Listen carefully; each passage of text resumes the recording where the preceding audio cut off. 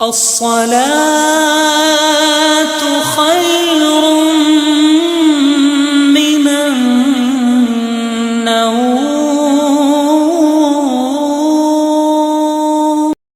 الحمد لله رب العالمين والصلاة والسلام على سيد المرسلين. اما بعد فاعوذ باللہ من الشیطان الرجیم. بسم اللہ الرحمن الرحیم. سامعین السلام علیکم ورحمۃ اللہ وبرکاتہ.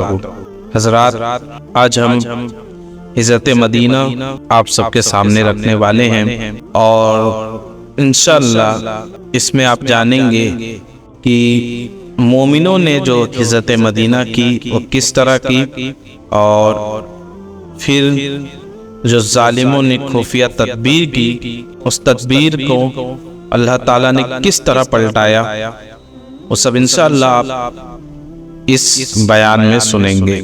اور یہ حضور کی سبان حیات کا باب ہے. مدینہ منورہ میں جب اسلام اور مسلمانوں کو ایک پناہ گاہ مل گئی تو حضور صلی اللہ تعالی علیہ وسلم نے صحابہ کرام کو عام اجازت دے دی کہ وہ مکہ سے ہجرت کر کے مدینے چلے جائیں. لہذا سب سے پہلے حضرت ابو سلمہ رضی اللہ تعالیٰ عنہ نے ہجرت کی. اس کے بعد یکے بعد دیگرے دوسرے لوگ بھی مدینہ روانہ ہونے لگے.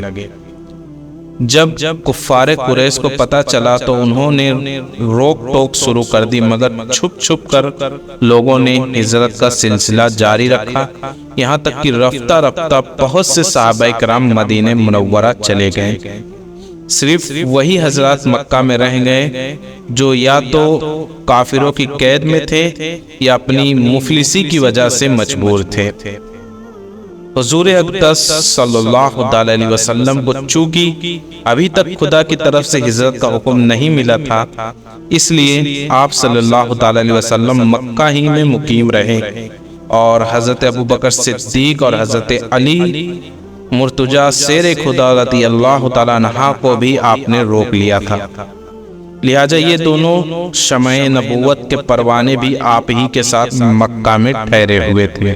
جب نبی پاک نے ہجرت کا حکم دیا اور حضرت بلال کو کہا کہ انہیں تم باسلامت مدینے لے جاؤ، تو حضرت بلال نے کہا یا رسول اللہ، میں بس آپ سے ایک سوال کرنا چاہتا ہوں، اس کے بعد میں یہاں سے ہجرت کر جاؤں گا جو کہ آپ کا حکم ہے. حضور نے کہا بلال کہو کیا کہنا ہے. آپ نے فرمایا یا رسول اللہ، کیا آپ بھی مدینے آئیں گے؟ حضور نے فرمایا بے شک بلال، جب اللہ کا حکم ہوگا تو میں بھی مدینے ضرور آؤں گا. تو حضرت بلال نے کہا یا رسول اللہ، بس مجھے خالی یہی سننا تھا. پھر جب حضرت بلال مدینہ پہنچ گئے تو حضرت بلال روزانہ مدینے کے سرحد پر آ کر حضور کا انتظار کرنے لگے.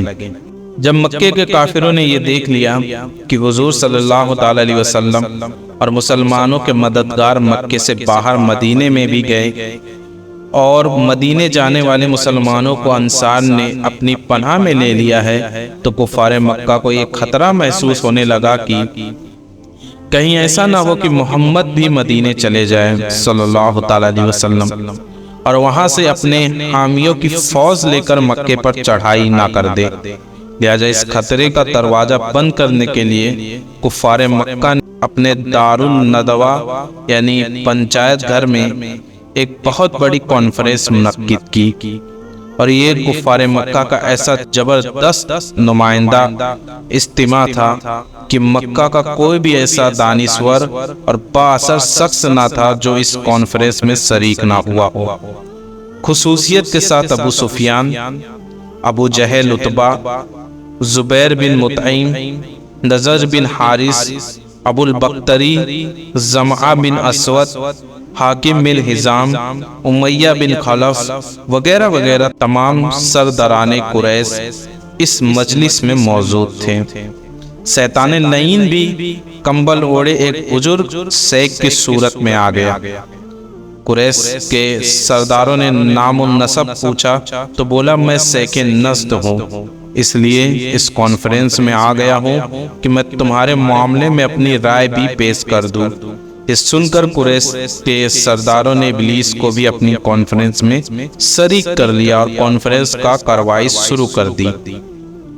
جب حضور صلی اللہ تعالی علیہ وسلم کا معاملہ پیش ہوا تو ابو البختری نے یہ رائے دی کہ ان کو کسی کوٹری میں بند کر کے ان کے ہاتھ پاؤں باندھ دو اور ایک سراغ سے کھانا پانی ان کو دے دیا کرو۔ سیک نزدی یعنی شیطان نے کہا کہ یہ رائے اچھی نہیں ہے، خدا کی قسم اگر تم لوگوں نے ان کو کسی مکان میں قید کر دیا تو یقیناً ان کے جانثار اصحاب ان کو اس کی خبر لگ جائے گی اور وہ اپنی جان پر کھیل کر ان کو قید سے چھڑا لیں گے۔ ابو الاسود ربیعہ بن عمر عامری نے یہ مشورہ دیا کہ ان کو مکہ سے نکال دو تاکہ یہ کسی دوسرے شہر میں جا کر رہیں، اس طرح ہم کو ان کے قرآن پڑھنے اور ان کی تبلیغ اسلام سے نجات مل جائے گی۔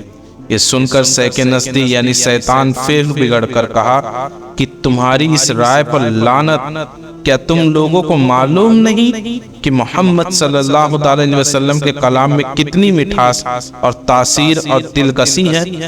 خدا کی قسم اگر تم لوگ ان کو شہر بدر کر کے چھوڑ دو گے تو یہ پورے ملک کے عرب میں لوگوں کو قرآن سنا سنا کر تمام قبائل عرب کو اپنا تابع فرما بردار بنا لیں گے، اور پھر اپنے ساتھ ایک عظیم لشکر کو لے کر تم پر ایسی یلغار کر دیں گے کہ تم ان کے مقابلے سے عزیز و لاچار ہو جاؤ گے، اور پھر بجز اس کے کہ تم ان کے غلام بن کر رہو کچھ بنائے نہ بنے گی، اس لیے ان کو ضلع وطن کرنے کی یہ بات بھی درست نہیں ہے، اسے مت کرو۔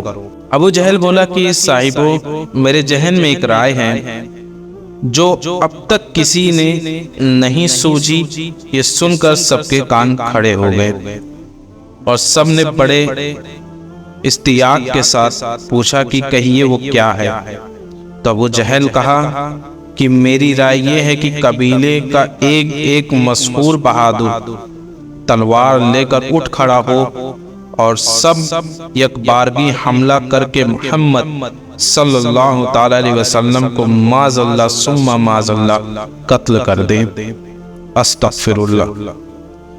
اس تدبیر سے خون کرنے کا جرم تمام قبیلوں کے سر پر رہے گا۔ ظاہر ہے کہ خاندان بنو ہاشم اس خون کا بدلہ لینے کے لیے تمام قبیلوں سے لڑنے کی طاقت نہیں رکھ سکتے، لہذا یقیناً وہ خون بہا لینے پر راضی ہو جائیں گے اور ہم لوگ مل جل کر آسانی کے ساتھ خون بہا کی رقم ادا کر دیں گے۔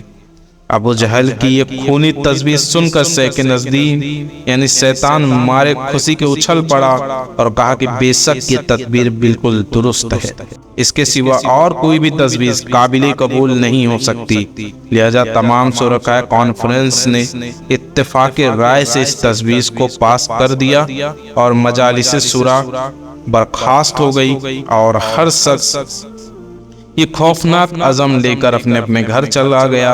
اور پھر خداوند قدوس نے قرآن مجید کی مندرجہ ذیل آیت میں اس واقعے کا ذکر فرمایا اور رب نے ارشاد فرمایا وَإِذْ يَمْكُرُ بِكَ الَّذِينَ كَفَرُوا لِيُثْبِتُوكَ أَوْ يَقْتُلُوكَ أَوْ يُزْرِزُوكَ وَيَمْكُرُونَ وَيَمْكُرُ اللَّهُ وَاللَّهُ خَيْرُ الْمَاكِرِينَ۔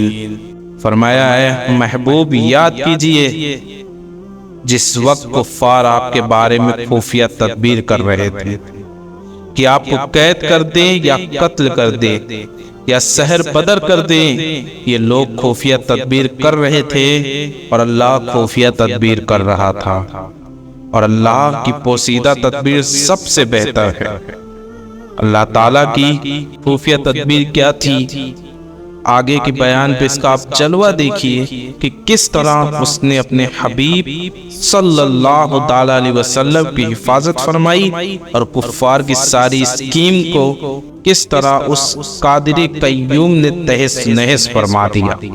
اس خفیہ تدبیر کی اطلاع اللہ تعالیٰ نے حضور نبی رحمت کو دی جب کفار حضور صلی اللہ تعالیٰ علیہ وسلم کے قتل پر اتفاق کر کے کانفرنس ختم کر چکے اور اپنے اپنے گھروں کو روانہ ہو گئے، تو حضرت جبریل امین علیہ السلام رب العالمین کا حکم لے کر نازل ہو گئے۔ فرمایا اے محبوب، آج رات کو آپ اپنے بستر پہ نہ سوئیں اور ہجرت کر کے مدینہ تشریف لے جائیں۔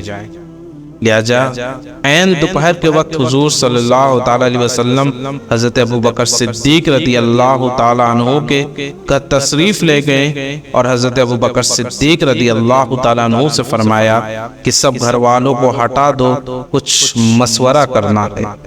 حضرت ابوبکر صدیق رضی اللہ تعالیٰ عنہ نے عرض کی، یا رسول اللہ صلی اللہ تعالیٰ علیہ وسلم، آپ پر میرے ماں باپ قربان، یہاں آپ کا اہلیہ حضرت عائشہ رضی اللہ تعالیٰ عنہ کے سوا اور کوئی نہیں ہے۔ اس وقت حضرت عائشہ صدیقہ رضی اللہ تعالیٰ عنہ سے حضور صلی اللہ تعالیٰ علیہ وسلم کی شادی ہو چکی تھی۔ حضور صلی اللہ تعالیٰ علیہ وسلم نے فرمایا، اے ابو بکر، اللہ تعالیٰ نے مجھے ہجرت کی اجازت دے دی ہے۔ حضرت ابوبکر صدیق رضی اللہ تعالیٰ عنہ نے عرض کیا کہ میرے ماں باپ آپ صلی اللہ تعالیٰ علیہ وسلم پر قربان، مجھے بھی ہمراہی کا شرف عطا فرمائیے۔ آپ صلی اللہ تعالیٰ علیہ وسلم نے ان کی درخواست منظور فرما لی۔ حضرت ابوبکر صدیق رضی اللہ تعالیٰ عنہ نے 4 مہینوں سے 2 اونٹنیاں بابل کی پتی کھلا کھلا کر تیار کر کے رکھی تھی کہ ہجرت کے وقت یہ سواری میں کام آئے گی۔ عرض کیا کہ یا رسول اللہ صلی اللہ تعالیٰ علیہ وسلم، ان میں سے ایک اونٹنی آپ قبول فرما لیں۔ تو آپ صلی اللہ تعالیٰ علیہ وسلم نے ارشاد فرمایا کہ قبول ہے، مگر میں اس کی قیمت دوں گا۔ حضرت ابوبکر صدیق رضی اللہ تعالیٰ عنہ نے بادل ناخواستہ فرمانے رسالت سے مجبور ہو کر اس کو قبول کر لیا۔ حضرت عائشہ صدیقہ رضی اللہ تعالیٰ عنہ تو اس وقت بہت ہی کم عمر کی تھی، لیکن ان کی بڑی بہن حضرت بی بی اسماء رضی اللہ تعالیٰ عنہ نے سامان سفر درست کیا اور توسہ دان میں کھانا رکھ کر اپنی کمر کے پٹکے کو پھاڑ کر 2 ٹکڑے کیے، ایک سے توسہ دان کو باندھا اور دوسرے سے مسک کا منہ باندھا، اور یہ وہ قابل فخر شرف ہے جس کی بنا پر ان کو جاتن تقین یعنی 2 پٹکے والی کا معزز لقب سے یاد کیا جاتا ہے۔ اس کے بعد حضور صلی اللہ تعالیٰ علیہ وسلم نے ایک کافن کو جس کا نام عبداللہ بن اریقط تھا، جو رستے کا ماہر تھا، رہنمائی کے لیے اجرت پر نوکر رکھا اور ان دونوں اٹھنیوں کو اس کے سپرد کر کے فرمایا کہ 3 راتوں کے بعد وہ ان دونوں اٹھنیوں کو لے کر غار ثور پر آ جائے۔ یہ سارا نظام کر لینے کے بعد حضور صلی اللہ تعالیٰ علیہ وسلم اپنے مکان میں تشریف لے آئے۔ ناظرین، انشاءاللہ ہم اس کے آگے کا بیان آپ سب کے سامنے رکھیں گے، جو کفار کاشانۂ نبوت کا محاصرہ کر رہے تھے اور پھر حضور ان سے کس طرح باحفاظت وہاں سے نکلے۔ انشاءاللہ اب آگے کی ویڈیو میں اسے سنیں گے۔ تب تک کے لیے السلام علیکم ورحمۃ اللہ وبرکاتہ۔ الصلاة خير